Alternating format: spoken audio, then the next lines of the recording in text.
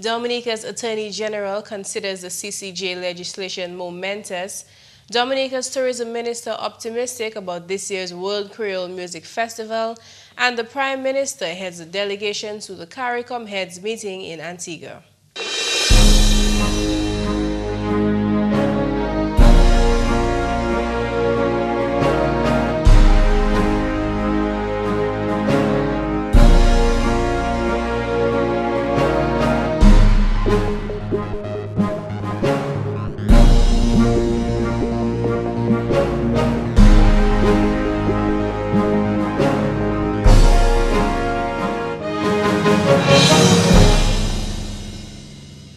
Thank you for joining us on another edition of National Focus. I'm Jarna, Hector.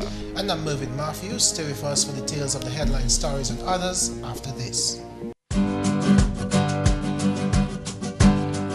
Did you know the Caribbean Court of Justice is two courts in one? The CCJ has two functions: an original jurisdiction, which deals with your right to move between CARICOM countries freely, and your right to move your money and your business.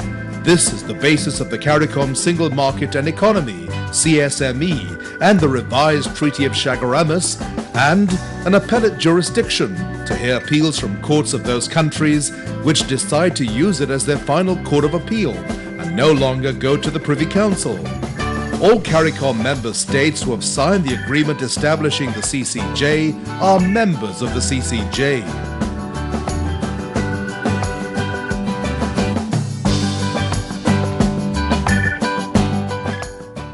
Thank you for staying with us. On Tuesday, Dominica's House of Parliament enacted legislation approving Dominica's accession to the Caribbean Court of Justice. The bill was passed with 18 votes in favor of the CCJ, surpassing the requirements by 2. The President's assent to the act is the next required step for the final accession to the Court of Justice. Once the President gives his assent, in the case of this particular bill, the act becomes law and applies to Dominica. Thereafter, really, virtually immediately, our final appellate court will be the Caribbean Court of Justice, CCJ. At that point, notice would then be given to the UK's Privy Council with specific attention to the effective date of Dominica's move to the CCJ. Cases already on the docket for hearing by the Privy Council will be addressed as normal, whereas those filed after the accession date will be heard by the CCJ. The Attorney General says the mechanisms for this are already in place. Honorable Peter says chief of the benefits for Dominica is easier access to justice. One of the reasons for that is that it will be far less costly to bring such an appeal. The obvious issues would be to do with the distance. The CCJ is based in Trinidad, whereas the Privy Council is based in London. There's an obvious difference in price, travel, Then you have the fact that if you engage the Privy Council, you have to engage lawyers in the United Kingdom, both solicitors and barristers. There's a cost to that. Oftentimes, your local lawyer would have to travel to the United Kingdom as well.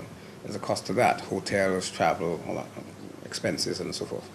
So it's on a cost basis, it is obviously cheaper for somebody to seek access to a final appellate court or the Caribbean Court of Justice here than the Privy Council. I also believe that there will be a benefit in terms of expedition, that cases will be addressed more quickly at the Caribbean Court of Justice. Of course, time will tell, but that's my belief at the present time. Again, because of the proximity, again, because of the arrangements that are in place. And also because the Caribbean Court of Justice has made it clear, and in fact has already started doing so, that it will, where appropriate, operate on an itinerant basis. That is to say, it will, for certain hearings or parts of hearings, travel to the particular jurisdiction. So in some instances, the CCJ will travel to Dominica. The issue of independence was also discussed by the Attorney General. It is also, a benefit, but not necessarily a tangible benefit, but it's a benefit that as an independent country, it is almost, it really almost makes no sense that as an independent country, we have a foreign country making our laws for us, because that's effectively what happens, because where the Privy Council has to decide for you, to interpret and tell you what your law is, it is a foreign country that is determining for you.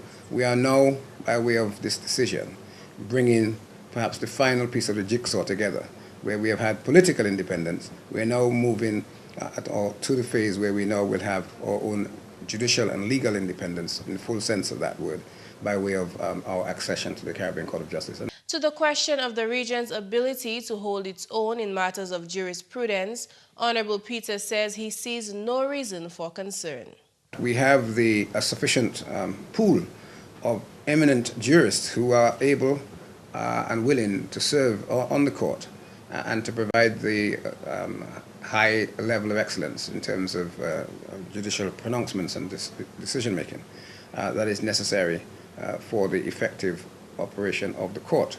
So in terms of the professionalism of our professionals in the region, we have that high level of professionalism, and we can be confident that we will receive that high level of service. We don't seem to be concerned about our other professionals. We have the different accountants, the architects, the engineers, and all the other level of professionals in the Caribbean who we seem quite content to use with confidence. So I'm not sure why. Indeed, I see no justification for us not to have the confidence that we have legal professionals who can similarly deal with and provide the services that we need as a Caribbean people.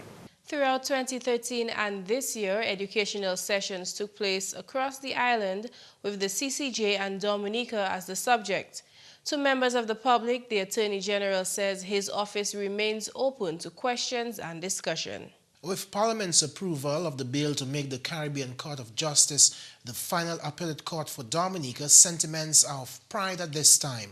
Dominica's Prime Minister, Honorable Roosevelt Skerrit, speaking at the House of Assembly on Tuesday, told the nation exactly how he feels at this point in Dominica's history. I am very, very proud to be the leader of this country at this historic time, where the Labour Party again is leading the way in this country, has been a party that has a vision, that has a plan for this country. And every time we have been given an opportunity to lead this country, whether it's in the 50s, whether it's in the 60s, whether it's in the 70s, and whether now in the first and the second decade of the 21st century, we have led admirably, and we have led always with the interests of the people at heart and at the center of what we do. Dominica is the first OECS country to accede to the Caribbean Court of Justice. According to Honorable Skerrit, several regional neighbors have indicated their intention to do so and are dealing with their constitutional issues to make the move possible.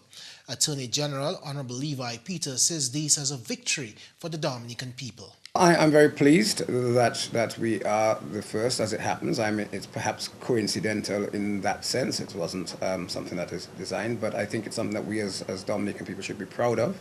I think there are other areas in which we are first.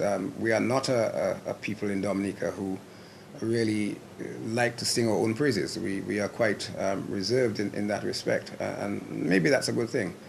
But you asked me the direct question, and so I answer directly. As far as I'm concerned, I think it's something that every Dominican should be very proud of. In other news, Tourism Minister Honorable Ian Douglas is very optimistic about the success of this year's World Creole Music Festival.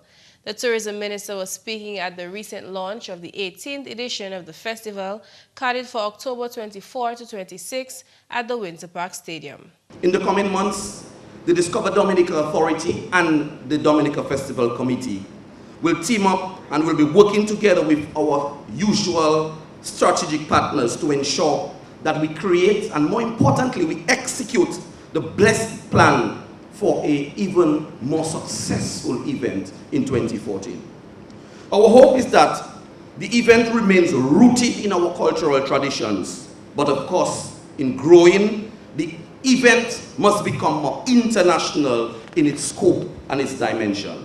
The minister believes the lineup will attract thousands to the festival grounds for the three-night event. We have attracted a lineup of some of the best local, regional, and international artists that will help to give the flavor and the coloring that is distinctly and uniquely Dominican and Creole. We are now calling on all our festival lovers and all our patrons and all the musical aficionados at home and in the diaspora, in fact, around the world actually, to come to discover and enjoy this amazingly authentic and most indigenous of all of the Caribbean festivals. I say of all of the Caribbean festivals, without any shred of contradiction. Dominica is making plans to form part of a regional 4-day training project to target local artisans. The Craft Enhancement and Business Planning Training Project, funded by the Organization of American States Special Multilateral Fund of the Inter-American Council for the Integral Development, commenced on Tuesday morning. The project is aimed at training artisans in product development, entrepreneurial skills, business management, and financial skills, as well as to educate them on the importance of producing quality indigenous products for various markets. It is envisioned that this level of training will enable artisans to become more sophisticated in the trade and thus be more globally competitive by meeting and surpassing the expectations of consumers. The training will be divided into 2 parts, theoretical and practical, and will be facilitated by founder and lead consultant of Pro Trade Consult Jamaica, Lisa Calendar. Executing agency of the project, the Discover Dominica Authority, is of the view that this training will allow artisans to contribute more meaningfully towards the growth and development of the ever-growing tourism industry in Dominica. According to Colin Piper, CEO of DDA, the project will also strengthen direct linkages for communities and the tourism businesses, thus facilitating sustainable livelihoods. The training series will be implemented as a collaborative effort among Jamaica, St. Kitts, Grenada, Dominica, and St. Vincent and the Grenadines. The Honorable Prime Minister and Minister for Finance and Foreign Affairs, Roosevelt Skerrit, is heading a high-level delegation to Antigua for the 35th regular meeting of the Conference of Heads of Government of CARICOM. The delegation includes the Honorable Minister for Employment, Trade, Industry and Diaspora Affairs, Dr. John Colin McIntyre, and Ambassador to CARICOM and the OECS, His Excellency Felix Gregoire. The first strategic plan for the Caribbean community for the period 2015 to 2019 will be among major items for consideration by regional leaders. The 5-year strategic plan is the product of a wide public consultation across the Caribbean community and seeks to reposition CARICOM to better secure its future in a rapidly changing environment. A commission on the economy will also report to the heads on its work on a number of initiatives, including formulating a fiscal sustainability program, reviewing the region's business operating environment, and the design of regional programs to assist in alleviating some of the constraints to growth in the member states. Also on the agenda will be key issues for CARICOM related to the upcoming 3rd International Meeting of Small Island Developing States in Samoa in September. The UN Climate Change Summit later that month will also be discussed, and the post-2015 development agenda. The 35th regular meeting of the Conference of Heads of Government of CARICOM is chaired by newly elected Honorable Prime Minister of Antigua and Barbuda, Gaston Brown. And that's it for the English segment of National Focus. McPherson St. Luce is next with the Creole highlights. Allô tout le monde, bienvenue à cette nouvelle en créole. Non, moi, c'est McPherson St. Luce. Premièrement, le Parlement Dominique passé législation pour amender la Constitution là, fait provision pour Dominique Bonchi en bas Caribbean Court of Justice. Débat à cette motion là prend place pendant la session Parlement qui voit tout membre Parlement gouvernement supporter motion là pendant opposition qui était créée pour un référendum pas voter pour motion là. Premier ministre Honorable Roosevelt Skerrit fait parole après vote là qui ça c'est un jour bien historique pour Dominique.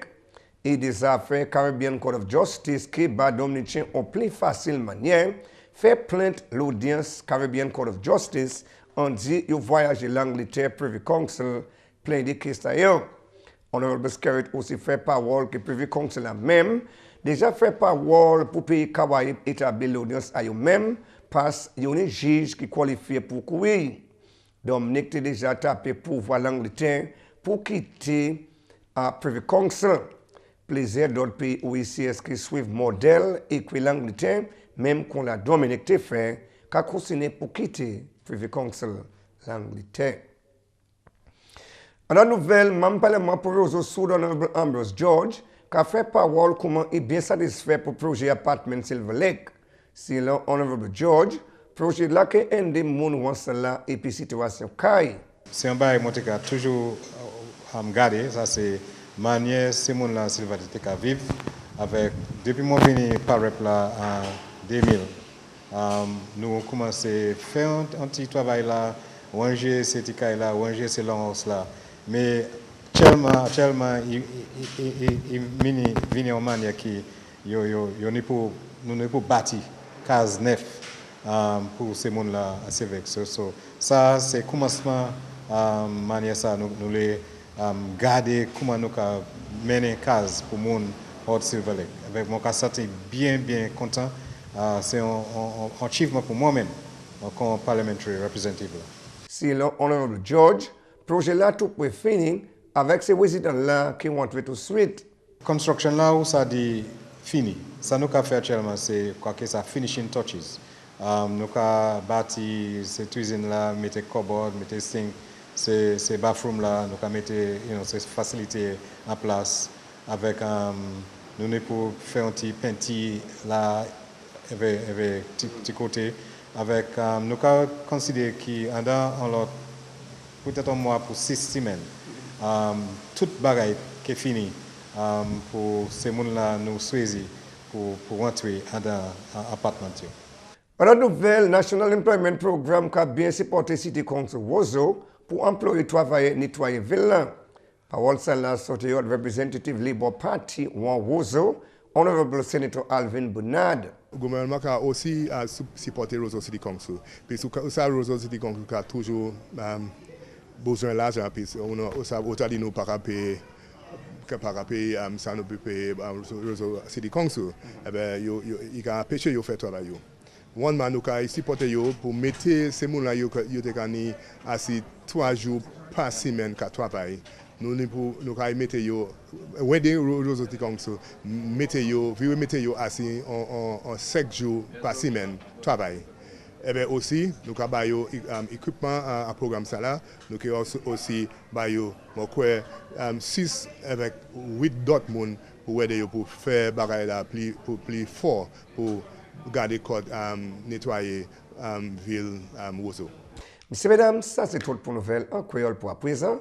Non moins, c'est McPherson, St. Luce. Au revoir. Coming up next, why you need patience. Did you know the Caribbean Court of Justice is 2 courts in 1? The CCJ has 2 functions, an original jurisdiction, which deals with your right to move between CARICOM countries freely and your right to move your money and your business. This is the basis of the CARICOM Single Market and Economy, CSME, and the revised Treaty of Chaguaramas, and an appellate jurisdiction to hear appeals from courts of those countries which decide to use it as their final court of appeal and no longer go to the Privy Council. All CARICOM member states who have signed the agreement establishing the CCJ are members of the CCJ.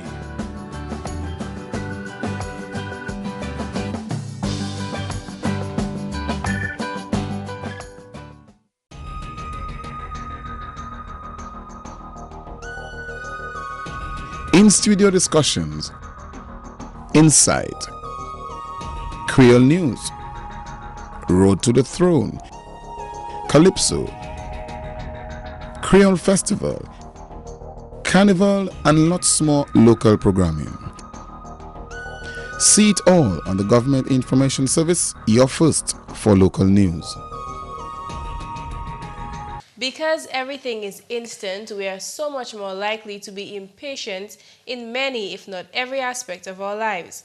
Slight delays in travel feel like a world of inconvenience, and when a call goes to voicemail, it seems like we can never get in touch. The tragedy of modern instantaneous living is how important patience is and how difficult it is to develop patience as a result. As St. Augustine said, patience is the companion to wisdom. practicing, developing and nurturing patience is a cornerstone to happiness and living a calmer, more balanced life. Patience provides us with a great feeling of inner balance and strength. It provides us with a strong sense of mental, emotional endurance and helps us to better focus upon our goals and priorities in life. And that's all for this edition of National Focus. We always welcome your suggestions and comments. Drop us an email at gis@dominica.gov.dm or visit our website news.gov.dm. Friend us on our Facebook page, facebook.com/GIS News Dominica. You can also catch up on past National Focus newscasts on our GIS Dominica YouTube channel. On behalf of the entire news production team, I'm Mervin. And I'm Jarna Hector. Thank you for watching.